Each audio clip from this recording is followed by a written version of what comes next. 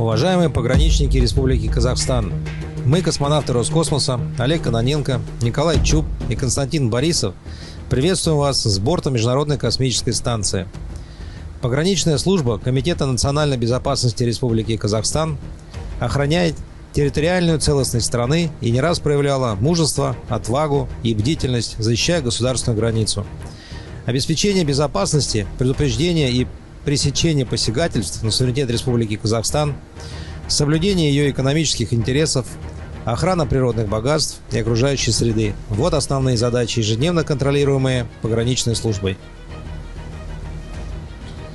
Отдельно хочется отметить работу специального представительства пограничной службы Комитета национальной безопасности Республики Казахстан на комплексе Байконур, которая обеспечивает безопасное функционирование аэродрома «Крайний». Также сердечно поздравляем Зайсанский и Панфиловский пограничные отряды со 100-летней годовщиной их образования. Этот значимый юбилей подчеркивает не только прошлые достижения, но и неоценимый вклад ваших пограничников в дело защиты и охраны государства в настоящее время. Погранотряды самоотверженно выполняют свой долг по недопущению нарушений границы и пресечению разведывательно-диверсионной деятельности. Хотим пожелать всем пограничникам Республики Казахстан только штатных событий в их сложной работе, мирного неба над головой и процветания.